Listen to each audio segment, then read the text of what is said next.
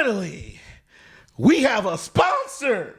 Did not see this coming. We have the great sponsor of Neft Vodka. As you've seen, Justin's had a lot.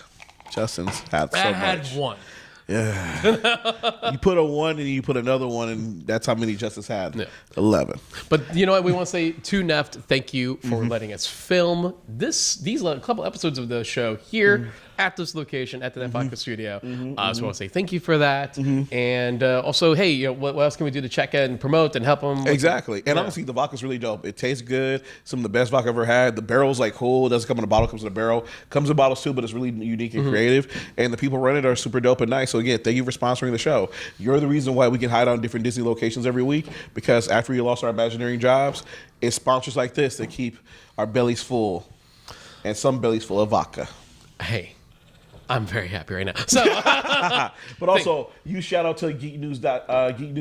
Go check them out as well, because they've also been like spreading the good word about us on our podcast. So shout out to them and go check them out too. So thank you to Neft Vodka and Geek News Net. Cheers. Johnny and Justin were two simple Imagineers at Disneyland until they dared to ask the question, "Hey Justin, is Disney diverse?" Well, Johnny, I'm not. Oh no, we've angered the mouse! Stormtroopers, run! Holy crap, it's a gallon of cookies! Now, from undisclosed locations within the Disney park, Johnny and Justin record a podcast where they seek to answer the question, is the Disney catalog diverse?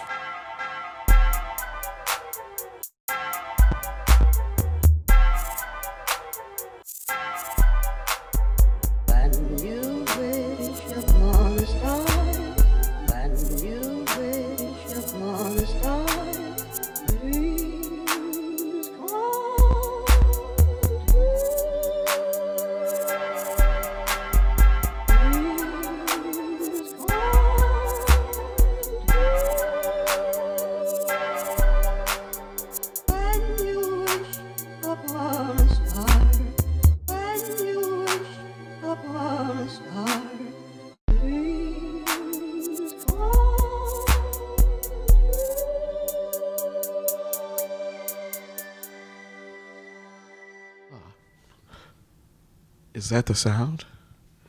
The sound of the ocean? Kind of. Sort of. Because we're near water. We're actually underneath right now in this episode of Disney+Diversity. We are currently located underneath Tangaroa Terrace. Oh! Which is very appropriate because aloha, we are talking about the Disney Channel movie, Johnny Tsunami. Johnny Tsunami! Johnny here, Johnny Parker, is very excited to talk about Johnny Tsunami. I so much am so. So this was a hidden gem that I not expect to be this good. Yeah. We got ready to review it. But before that though, I'm Johnny. And I'm Justin. And you know this is Disney+Diversity, a podcast where we go through and review the Disney catalog to talk about exactly how diverse is it and look at all things inclusivity dealing with the Disney catalog. What's up, brah? So, surf's up, brah.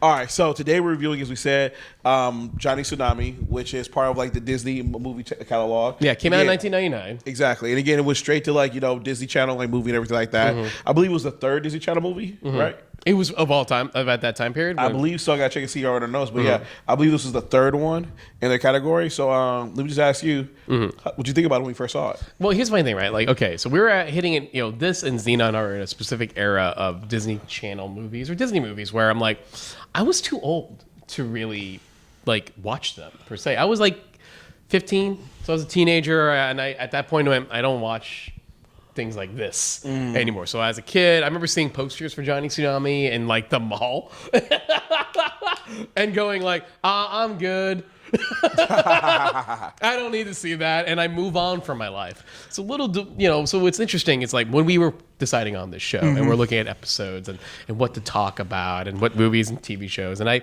I remember I tricked you. Yeah. So I was up to like, hey, we should watch Johnny Tsunami because it has a diverse cast, a Filipino lead. Yeah. Like I mentioned to you all these great things. You're like, yeah. But in the back of my mind, I was like, it has my name in it. That's why I want to watch it. It's called Johnny Tsunami. And that's how I felt about it when I was a kid. I was like, I don't know the plot of this. It has my name Johnny in it. It must be good. Let's go. So here's the thing. Funny, if I actually didn't know about the lead being Filipino, we'll get to that in a minute. But like, or Filipino played actors are like Filipino descent, and again, we'll get to that in a minute. But it's okay. Oh, by the way, this was the 9th Disney Channel film. Oh, okay. So the 9th one. So again, problem was like, it's funny, people talk about like the Disney animation renaissance, but damn, there was a Disney Channel movie renaissance. Yeah. Because this came out around the same year as Xenon, Yep. which again is an amazing film. We also have like Smart House that comes a couple years later. So again, you take a look at this, like some of these Disney Channel movies, like Halloween Town and whatnot, they almost need their own like renaissance period as well because they were kind of amazing. No, and it's funny because like with this one, it's like I was open to it when you mentioned it. Beyond the fact that like clearly your name's in the title, but like, but it's also the fact that like, you know what? Like it's the lead character is already a person of color. Yep. It's set. The character's from Hawaii, a place What's that up, brah? I legitimately love. Same. I've been lucky enough to go to Hawaii twice in my life, and I love going to Hawaii. And like anything that kind of plays with the Hawaiian modern Hawaiian people culture, I'm into it. So I'm like, all right, cool. Like, and I'm like, here's the funny thing. I did not know what the movie was about. So I knew like movies called Johnny Tsunami. I have vague memories of a kid on a surfboard. That's what I thought. I clearly wasn't paying attention because when I started watching the movie, I'm like, he's going to Vermont? And I did not know. I'm like, oh, it's about a surfer kid who becomes a snowboarding kid. Oh, that's the plot of the movie. Pretty like, all much. right, okay, sure. Now, here's the thing. Like, the cool thing about it being set in Hawaii is the fact brah? that they were nice. They were nice enough. I say nice because normally, they wouldn't. Some people wouldn't do this for the leads of the film, but they decided like the lead characters are going to be people of color. Yeah.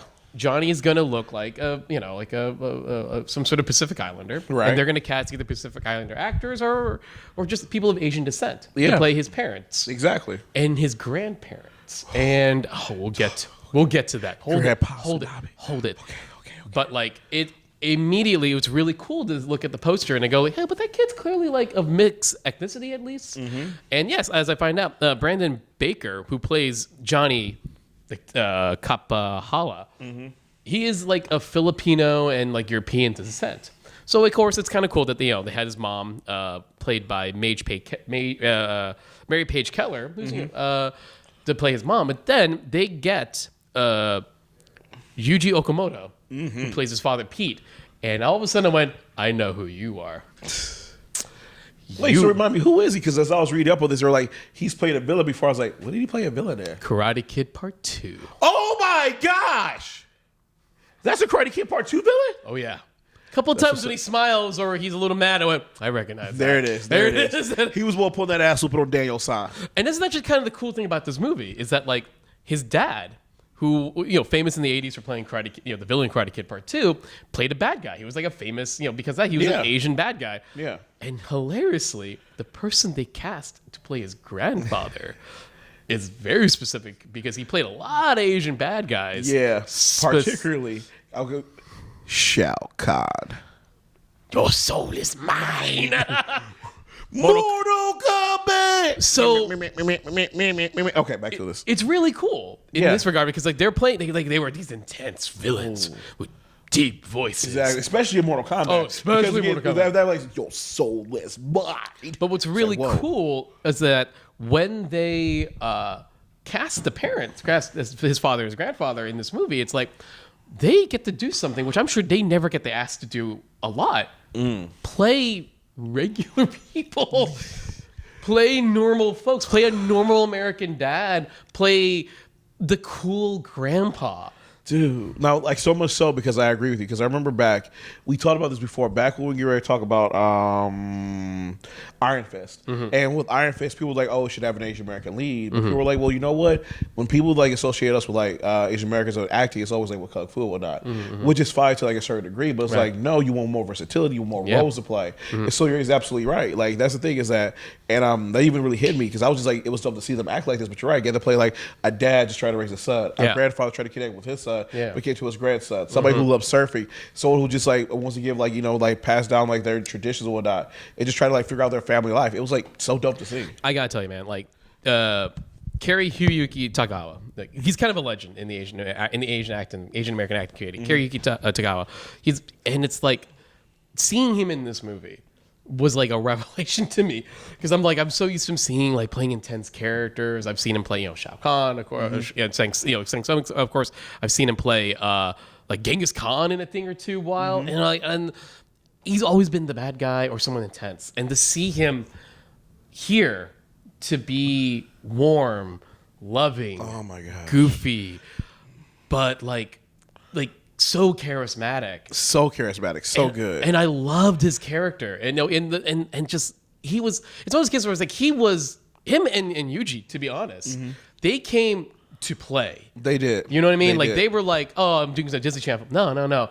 I almost felt they were like, I don't play these roles, both of them, and they were like, okay, cool, and they went and fucking acted their heart out. And I will get to this one scene later, but like, I've never seen them like this, and I've never seen them this good. And they, to me, are the heart of this film. Oh, they are. Like them, I give them so much credit. And I'm gonna give some credit too because honestly, the storyline here really hit me in a lot of different places. Yeah. Because here's the thing, because it's funny we talk about like the importance of like representation and like when you see yourself on screen, and honestly, to see the passion come out of you right now shows why it's important again to have like people of different colors and different backgrounds on screen to like connect with us that way. For me, honestly, it was low key the character of like Sam. A lot of stuff was happening with Johnny because I was recognizing this first like when he was going to like the Sky School, where I was like, oh, this is definitely classes. It's not classes happening here, but I was like, oh shit, there's also reference to redlining, which affects the African American community as well. And then I'm just like, there's a lot of like nods to a bunch of different things here where you're like, the writers knew what they were doing here. They were exploring a story and they were hitting all these little nods about race and class that without being too overt about it and too turn you off, while still be able to deliver this like great family story. Yeah. All right, but I guess let's get into it. So let's start talking about the movie, start talking about the plot. Yeah. Okay, so the movie opens in gorgeous Hawaii. And so we open up with Johnny. He tells his friends who are also like chilling out his like grandpa's hut about the legend of his grandfather, Johnny Tsunami. Who's Johnny? Exactly. We're just like, wait, his grandpa's Johnny Tsunami, but the kid's on the poster. I'm so confused. But it's so dumb though because he tells them a story about like how during the tsunami a plane crashed. His grandpa took his surfboard out and saved these like 3 people. Yeah. And his grandpa's a hero. He shows him this like dope medal and everything like that. It's like, okay, this is really cool. Like grandpa's dope. And then grandpa comes up and grandpa's like hella chill with them. And you just like, they establish like all this great character stuff right here. Like young Johnny sees his grandpa as his hero. He's like named after him and everything like that. Johnny, like grandfather Tsunami is like super dope and a hero. So establish like that relationship immediately right off the bat. But it's also showing right even in that first scene that like Grandpa Tsunami, as I like to call him, Gramps Tsunami, is still trying to even be humble in his own regard. So it's like he's like Johnny, Johnny, our lead Johnny, is like really hyping up the legend of this medallion and pointing out who you have to be the best of the best. And even Grandpa's slow down. Not quite that, but I get what you're saying. And it is a really great establishment of who Johnny is with his grandfather and who he and how he lives in Hawaii. Yeah. The grandfather is the loose one. Yeah. He's the like, nah, it's cool, this is life kind of guy.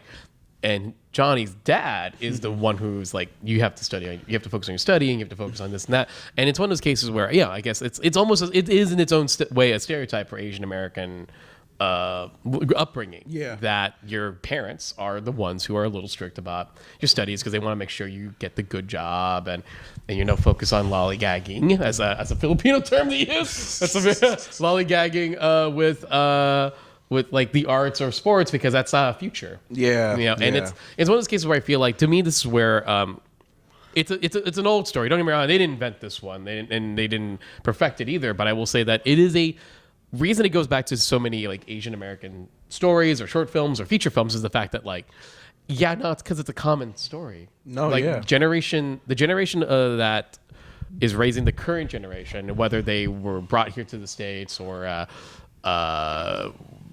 were raised by other people from that as they grew up in the States, is the idea that like they worked hard to make sure that you don't struggle, and the moment you decide on a career that sounds like you're going to struggle, they understandably, as I get older, I get it now, that like they worry about your future, because like how are you going to be able to live off of blank? But the other big reveal in this film, the really big turning point of the film, is the moment where the dad has to point out they're moving.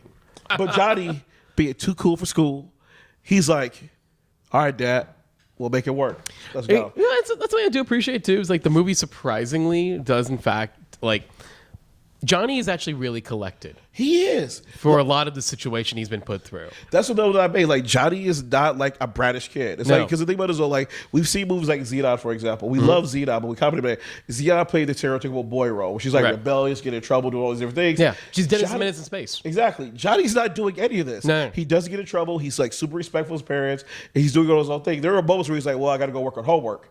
He's taking care of his schoolwork. The thing that it's just Johnny's having a hard time adjusting. Yeah. And that's the struggle. And that's a story where I feel like, anyone who's a kid who has to move to a completely different livelihood, it's going to be a struggle for him. And he's like, the fact of the matter is, like, you take a kid from Hawaii, you move him to Vermont in snow. Yeah. How does that kid react? And I think the movie and does so- a fine job with that. Exactly. So we'll just jump ahead a little bit. So that's pretty much what happened. He moves there, and immediately when he gets to the classroom, this is kid Brett and his like little crony best friend. Oh, you mean the fucking like, like Bully. racist piece of shit? Yeah, sure. yes, I wrote that down too. Oh, wait, where's my note? Let's see here. Well, I did say racist, but I actually said something about note number 13.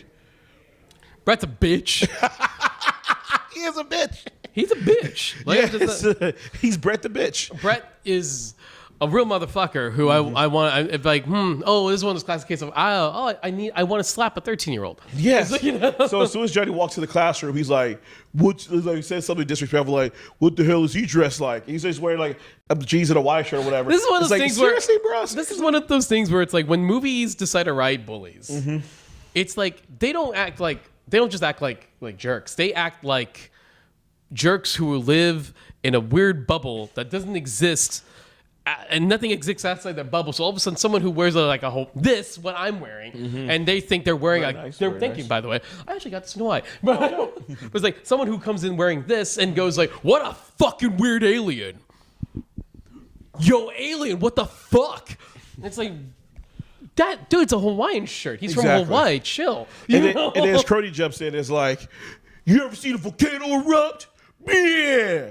But I love the way Johnny handles. He's like, well, we do have 2 active volcanoes in Hawaii.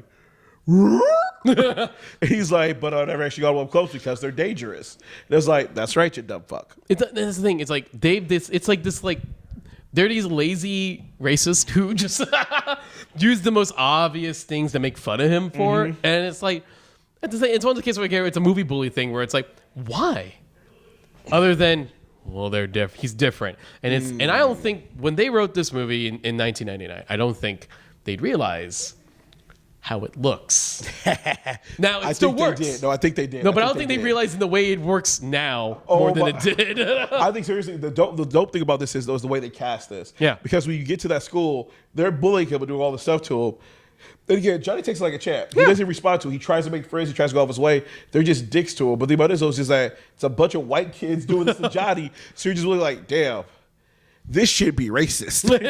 And so it's like, so you feel bad because always the new kid, but they're doing this, which again comes off as racism. But I think they did that intentionally because I think this was the writers and the director like, look, if we say racist and say these different things, Disney is not gonna put this on air. That's fair. But if we do say these things through visuals, people will pick up on the cues and be like, oh, this is the issue that he's dealing with right here. Right, that's Which true. is dope to do, which is like smart. Yeah, and that's the thing. It's like it is in fact doing those stories through this lens without feeling like it's really going too far with or making you feel like you have to when you do address a story about race, it does make you feel like, oh, I have to really treat this even more serious because it's addressing that. The movie's like, well, we don't really want you to feel that. Yeah. So we have to kind of loosen it a little, lighten it up a little bit. But don't get me wrong, it's there. Yeah. And it's very prevalent. And it's kind of funny to me because these guys are like, what a loser. And what the dude says he surfs, lives on a beach, and sees a lot of pretty people in their swim gear. Well, so you're doing this because you're jealous. Exactly. which is dope because the one bully, Brett's like, me, weirdo. And the other friend's like, damn, Johnny's the man. But He's like, what'd you say? Yeah, Johnny's a weirdo. But there is one student that Brett and the weird and that Toadie is friends with, and she seems to be kind of a little more open-minded. It's a girl named Emily. She seems like a nice girl. She does. So it's interesting. Like, yeah. Johnny, why does Emily seem familiar? Well, Justice, funny you say. It's motherfucking Xenon! Producer Stacy, what's the... Azetus Azetus Lapidus. But here's the thing. I just realized, as I said earlier, this movie is low-key a slight Karate Kid riff. Yeah. New kid in town, gets bullied by the blonde kid, but the blonde girl thinks he's pretty cool. To a certain degree. To a certain degree, though she still kind of hangs out with the bully kid. Exactly. A little bit too much so for my taste, but we'll get to that. Yeah. He learns a new skill. Now, granted, his Mr. Miyagi is his grandpa, and he's not the one he's training. No. No. He's not training with him. He's got the sage-like advice and the coolness of Mr. Miyagi, who hilariously is actually from Hawaii. Pat Morita is actually a Hawaiian. Oh, yeah. nice. So, hilariously, no Pat Morita in any of the Johnny Tsunami films. But but yes, like there's an element of a Miyagi, but there is a teacher. There is. Okay, so we'll get to it. So we jump really quickly. So Johnny tries to fit in with the bullies or whatever. They take him skiing. They bully him there, push him down the mountain. He almost kills himself and everything like that as he skis wildly. Another scene where Johnny doesn't do his own stunts. No. It's just somebody else on skateboard. And so the other Johnny's this point is like, well, I've tried. They won't accept me, so I guess I have to do something else. But as he's taking the bus home, he sees this group of kids on snowboards, and this one black kid comes and sits down next to him, and that's when we meet our boy Sam. You mean the famous Jet Jackson? There it is. The famous Jet Jackson. Oh my Lee gosh. Lee Thompson Young. Dude, as Sam. bruh.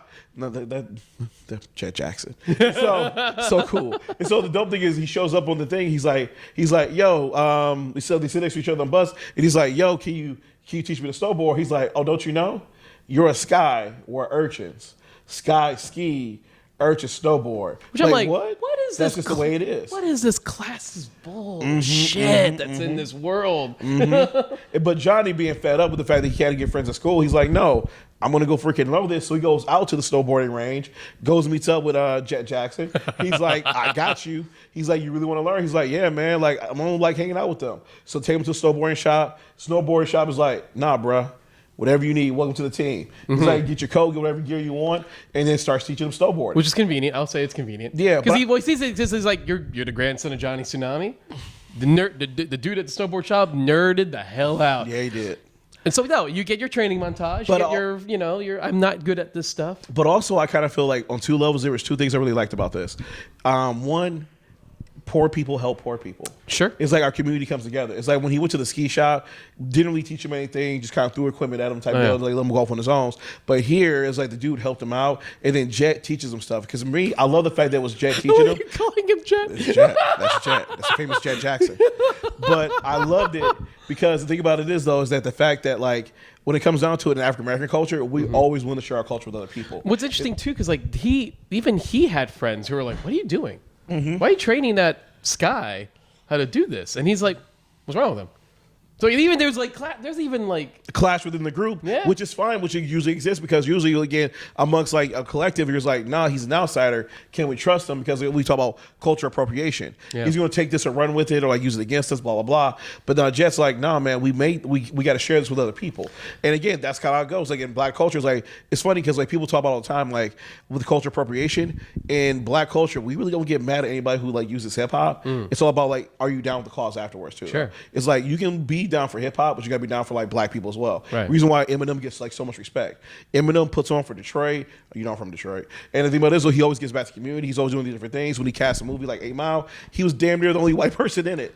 But the thing about this was that M does these things consciously. He gets back to the community and culture. Whereas you look at somebody like Iggy Azalea, who became kind of problematic because it was like, no, you're just taking from the culture, and that's part of the reason why she fell off. So I love the fact that Jack was like Jet Jackson was sharing this culture with them and doing these things. Well, it's also kind of nice because Sam actually has some decent character work too. We find out that they find that he's like he's an army brat. Yeah. So he's been going around and he's been moving kind of everywhere thanks to whatever his dad has to go and be stationed at. And we also found out that Jet Jackson's mom passed away. Right. Which like every Disney movie, he was like, there's the missing parent. Hilariously, not Johnny's parent. His mom is around and she's great and she's supportive. Yeah, but no, Sam's mom is dead. No. But which is dope. Those I also love this because again, coming from an African American perspective, our dads don't get represented on screen enough. There's a stereotype of like black dads don't exist. I'm like, the fuck? How do you think we get here? But also, it's what's great because like the dad's a good dad. No, he's a really good dad. Yeah. And that's the dope thing about him because as Johnny sees that relationship, he compares his dad to that dad. And there's this dichotomy going on, which you never say out loud, but you see Johnny looking and it's just like, dude, great directing, great writing. Oh yeah. No, and this is where I feel like that's why like, again, for a movie that I thought, I'm probably going to doze off after 30 minutes and then I'll try to finish it the next day. I ended up finishing the whole thing. I'm like, this is actually really decently written, and the character work is strong and the acting's strong. Like this is one of those cases where it's like if this movie came out in the 80s and it was a big budgeted 80s movie, people will be talking about Johnny Tsunami as an 80s classic because it's got a lot of 80s tropes in it. Yeah. But I do feel like if this started like say Jason Scott Lee in the 80s, he would have been the right age to be like a teenage Johnny Tsunami. And everyone, oh yeah, that one movie where the Hawaiian kid like goes to Vermont. Like, you know, like, and it's like, we be talking about that movie all the time. Exactly. Because this is how strong the script is. And it's like, instead, it's made in 1999 on a Disney Channel budget. But you know what? They do make it work despite the clear stunt doubles. Clear. Johnny doesn't do his own stunts. It's always some 35-year-old man on skis or snowboard. Sam, all of a sudden, there's one shot specifically where I saw Sam go down, and that is a grown-ass man snowboarding down to the camera. All of a sudden, Sam had a 5 o'clock shadow. I'm like, huh. But weird. But it's like, but the cool thing about this is though. So getting back to the movie real quick, we see a lot of like great other like nuances as well. So Sam teaches him to snowboard, and Johnny's down for it. But the kids at school kind of make fun of him for it. Yeah. They're like, now you're hanging out with the urchins. It's like, which is gets me because like Brett calls him up. It's like, bruh, you pushed him away. Yeah. And that's the reason why he's hanging out with them. It's because here's the thing: when it comes down to it, it's like if you had accepted him, he would have been your friend, skiing, like all these different things. But when you push people away, you can't be mad who they're going to attach to because they're going to go accept each other. And honestly, that's how it goes in real life. Like I remember a lot of times in American history, when the Irish originally came to America, they were persecuted. Yeah. And so they were oppressed. And so you know who they latched on to, started hanging out with? African Americans. And so this whole culture between black people and Irish people during the turn of the century that again existed because again we were both oppressed peoples. And that's the interesting thing about like y'all usually goes. Like even with blacks and Filipinos. Again, there's a strong connection there. Like they talk all the time, like when Filipinos go to prison, who they hang out with, they go with the black people. They go with black folk, it was like, what's up, bruh? Yeah. Boom. we like chitlins too. We like all parts of the pork. And so again, so going back to it, I'm loving all the nuances that this movie's touching upon without being overt about it. Because even at one point, Jet Jackson tells about the different points of the mountain, right? Yeah. He's like, snowboarders use this side of the mountain, and he's like, the skies use this side of the skiers. And he's saying the reason why this is because it used to belong to this one man. He died. Everybody split it down the middle. But the problem is that the skies, they get the better side with the better runs, and then the snowboarders are level with like the worst runs or whatever. And I'm like, fucking shit, is that redlining? And I'm just like, when I saw that, I was like, did you literally just reference redlining in a Disney Channel movie without being too overt about it? And you have the black character says it. So little background what redlining actually is. For people who don't know, redlining is like back, they used to do this in the 1950s, 70s, all the way up to some like the 90s in some areas where like black people couldn't move into like certain areas or people of color in general couldn't move to certain areas because there are laws in the mortgages. So they call it redlining. So literally like on a map of a city, there would be red lines drop by and you couldn't go into those areas. And that's how they create like a classist system. That's how they created ghettos and like all these other different things. That's how they created poor school systems. And so you see all this like kind of alluded to in the fact that Jack Jackson goes to the public school, to the fact that they don't have a lot of money for these different things, and the fact that they get the poor ski slope, which could be an allegory for the poor neighborhoods, which I'm just like, fuck. In a Disney Channel movie? I was kind of blown away. I was just like, this is brilliant. I kind of want to also go back to a little bit of like just a bit about Johnny trying to fit in, right? And one of the big things that does happen in the film is that he gets a school uniform. I wrote that down too. Go ahead. And so it's funny instead of just wearing the proper uniform, what he does is he goes with the jacket, goes with the pants, but he goes with his Hawaiian shirt. and his tie-on. Can I say one thing that happens right before that? Because I'm going to read off number 14. When Johnny's suit arrives and Dad says, "You look like you grew up here." Dad seems whitewashes and ashames of his culture due to his relationship with his father. Sellout. There it is. So the thing about this is that when that scene happens, I'm like, you've pushed off your culture because of your relationship with your father, and now you're doing this to your son, but you're rejecting parts of your culture, and that's problematic. It's that's a great point. It's like you're being whitewashed in a way, and people don't know what whitewash means. Like they take off your ethnic identity to try to assimilate to another culture, and that's pretty much what the dad's trying to force Johnny to do. But Johnny, go ahead, explain. No, well, the thing is, like Johnny, that's the thing. Like that's where I think it's surprisingly decent how the writing between the father and his father is, and is that the fact that we don't really get all the exact details of what their relationship was like, other than it just was rocky and then the son never really quite followed through with the original Johnny Tsunami. So the fact of the matter is that like he slowly rejected the Hawaiian element of his upbringing to the point where like now he's is a problematic line when he goes, "You look like you grew up here," and there is something very like ooh when an Asian man tells that to his colored son. That like you look like a white person. That's great, isn't it?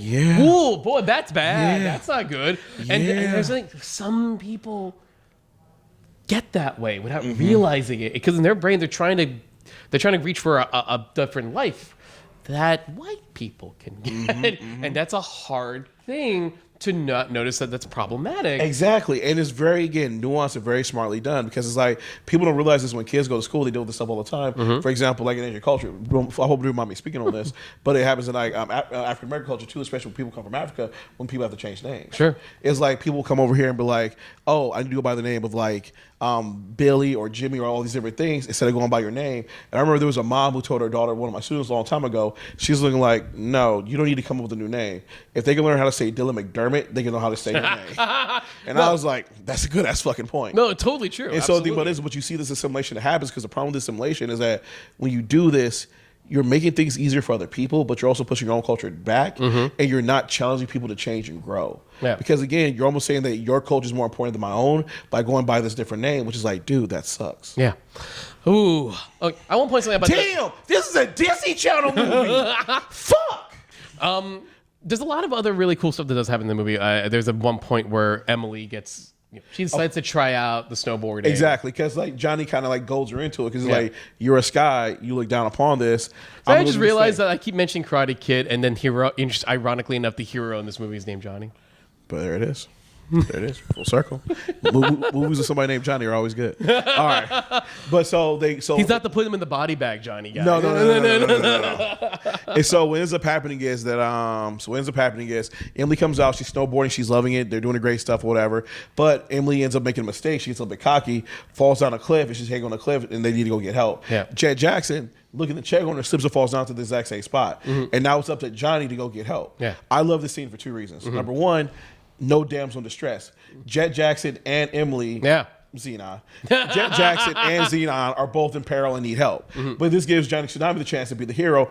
And then we get one of the most badass snowboarding scenes of all time, where he's like doing jumps, popping wheelies, flying through the air. I was like, this is so dope. And to the point clearly not Johnny though. No. Clearly not Johnny. Well, some 35-year-old man just like got his rocks off that. And then hilariously, like that's the point where the other kids who were the snowboarding kids like see Johnny do that, and we're like, well, did the Hawaiian kid just do that? Exactly. Well, the Hawaiian kid did pretty good. You're like, he's one of us now.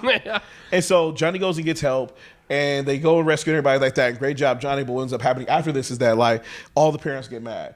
Now, the first one they show is like Sam's dad, Jay Jackson's dad. Jay Jackson's dad handles the best. He's like, I'm not happy that you guys put yourselves in danger, so don't do that again.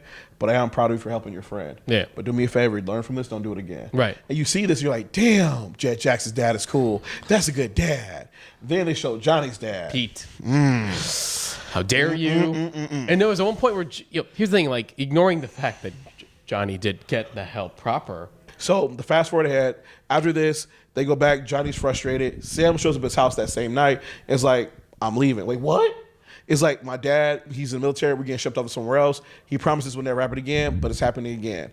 And then when Johnny, and then Sam and Johnny like hug goodbye or whatever, Johnny goes in the house. He's sad. His dad like looks at him one more time. He's like, you know what? Sam's leaving is probably for the best. Oh, I got so mad at that. Which I look at Johnny's dad like, you's a bitch. so I get upset with Johnny's dad now. Now you're in the Brett category. And so the thing about it is, so Johnny gets upset, goes up to his room, and then later on the mom goes up there, and what do we find out? Oh yeah, they wrote Johnny and Sam ran away. Yeah. Now you might be thinking, okay, they're in Vermont. Where'd they run away to? They went to New York. Maybe like caught a bus to like Pittsburgh, Philadelphia, Cleveland. No. They went to Hawaii, y'all. So here's the thing: when Grandpa sees Johnny and Sam, he's like, well, first he's super happy to see them. He's like, hey, what are you guys doing here? And then this is one of the coolest things about Grandpa Tsunami, is that Grandpa Tsunami is basically trying to teach his son, hey, you're pushing him to make this choice. If you want him home, he's got to realize it on his own. Exactly. And yeah, it's a convenient. They figured it out in 2 days. But that's the thing. It's like, it's one of those cases where like Johnny needs to know what he did right and wrong on his own terms, same as Sam. Exactly. And also Johnny needs to just grow in a couple of other ways as well. Just realize you can't always run away from your problem. Yeah, which is what he's been doing. Which is weird though, because before that though, he didn't really do it until he got thrown into this new situation that was challenging and different. Which is like, for a while, I was like, what is Johnny's arc? But then boom, it becomes apparent and clear. And it's the thing where it's like, this did eventually lead to Johnny going, okay, I'm ready to go back to Hawaii. And Grandpa's like, cool. I'm going to go back to Vermont. And Grandpa's like, great. So, cut to Grandpa coming back to Vermont with them. Johnny Tsunami's in Vermont, y'all. And like, it's also great because then like Pete's there seeing his dad, who he was not expecting to come out in the plane, going, why are you here? He's like, I can see your face. Dude, that very thing. And this leads into my favorite scene in the film. Break it down, Justin. So basically, Johnny is with his grandpa in Vermont, and they're kind of swinging on a bench kind of thing, and he's ready to. Well, FYI, there's like a there's like a snowboarding competition that's going to happen. That's a snowboarding like ski competition. That's typical movie bullshit setup. Like this. I win this race. We own the mountain. You win this race. We can share the mountain, and then like. Classic 80s trope. Classic 80s trope. And down to the point where Grandpa goes like, I'm also going to give the medallion away. To which Johnny was like, we didn't agree to that. Oh, no, we did. So it's there reflecting on that situation. And then, Johnny's like talking about being a little nervous about it. And Grandpa's like, oh, you got this. It's fine, kiddo. And he walks off. And then his dad comes. Then Pete comes in. And this is a great scene. It's a beautiful scene. Beautifully portrayed by these two actors. And which basically is like, Grandpa points out, like, listen, I know you and me, we stopped connecting. We stopped being who we were. There's an early scene with Pete and his wife that Pete's wife pointed out the fact that you stopped being the young Hawaiian kid I fell in love with and started becoming this other person you thought you had to become. So already Pete's starting to realize and reflect on the fact that, like, what have I been turning into? Right? What have I been transforming myself into? Thinking that I'm doing the right thing for my family. If I'm losing connection of who I am to my family. Yeah. And so here's this great scene with Grandpa. And hilarious, I want to bring up one little neat factoid.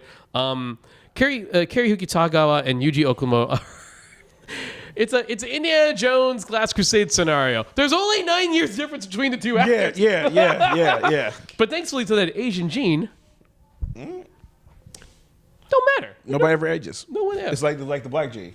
Black don't crack. Asian no raisin. Listen, There it's so this great scene leads to the fact that like basically Grandpa going like, I get it, and I was disappointed when you didn't want to surf anymore, but I understand. I'm trying to. This is the thing what you have to do with your kid. You have to meet him at his place, at his pace, or you lose him. Exactly. And this is a beautiful moment where he's like, you know why he does. It's like I told you.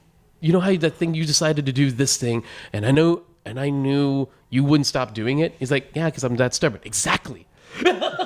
We're stubborn. We're stubborn men, and that blood is in your kid's blood. Of course he's gonna do this because you were gonna do this, and I'm gonna do this. And I'm just thinking, holy crap. And again, Cary is giving it his all.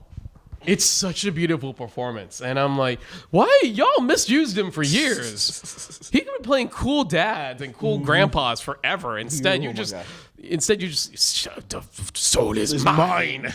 No, it's a beautiful scene. I love the scene so much. And Pete's Yuji is great in it too because he's reacting perfectly. And you can see in his head, he's like, right. I got to rethink this. I've lost track of who I am, which leads into the next big scene with him and Johnny, where he basically goes like, "Hey, don't lose that medal. That's been in the family for years." and it's dope because it comes full circle because like Grandpa said during that conversation, he was like, "I met you where you was at because I knew you were leaving, but it's like you meet him where you're at and you guys are gonna go closer together, and now we see that relationship happening and all that like, and it's dope to see. It's like finally you stop being a bitch, and it's like finally you become be a good dad." But you know who's still a bitch? Brett. Brett's still a bitch, and they go and do their final. They go do their big race. Even Johnny's dad's there. Yeah, Pete's there. It was just dope. Yeah, and then it's funny like when they start the race, it starts over like every race where Johnny's like, "Good luck to you," says it in Hawaiian, and Brett's like, "Well, how blah blah blah to you too." Yeah, but then as soon as they start, Brett pushes him down. Was like, Brett's a bitch. Exactly, same bitch tendencies. And then they start their race down the hill or whatever, going back and forth. It's close. Reminds me low key of Heavyweights. A little like, bit, going back and forth and like Disney likes races. They do, especially in the movies. But this Cool Runnings, etc. No. Exactly. But at the end, what ends up happening? Johnny wins. He gets the medal. Brett is like, everyone's like, except like we gotta share like the bout now and everything like that, which is dope. The redlining no longer exists. It's weird too because it's hilarious because like it's actually surprised all the snow sport stuff shockingly grounded. Yeah, even for a Disney movie, I'm actually just like, no weird tricks, no weird goofy like visual effects, no weird like magic thing that Johnny does, or weird like only it's like a flying V thing that only works in a movie. It's like this is pretty regular. No, they just shot it with real like skiers and snowboarders. Exactly, people were 35 years old and clearly not children. Exactly. So Johnny wins, and there's a grand old like there's a luau. Which cracks me up because literally he was like, "Come back for a party at our place." When the dad says this lets you know the dad has changed. He's like, "Come back for a celebratory party at our place. Everybody's invited." Yeah. So everyone goes back there. Jet Jax is there.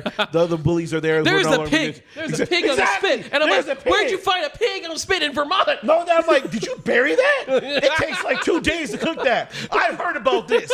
How the hell did you cook that pig in Vermont? That ground is fucking cold. No way did this work in Vermont. But they cooked this pig though. Anyways, it's a great it's the movie wraps up.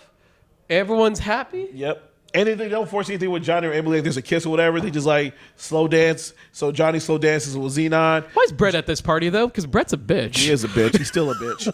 But Jet Jackson's here chill with his dad, and the movie wraps up. Yeah. So all in all, how'd you feel about Johnny Tsunami? Shockingly entertained, man. Dude, so good. Shockingly entertained. So good. I can't believe this. Okay, so we just need to keep it real about a couple different things. So real talk, Jet Jackson, the real actor. And we'll get to Jet Jackson, the series, and some of the other movies he's been in. But sadly enough, he did pass away. Yeah, that's a real shame. He did commit suicide. So one takes respect for him because he was an amazing actor. So I brought out this movie. I remember loving him also in Smallville when he came as Vic Stone. Oh yeah. So I'm like, no, it's that was a loss. Yeah. So a quick moment of silence for Jet Jackson. Okay. So now. There is, of course, a sequel to Johnny Tsunami. Which we will get to, yep. Yeah.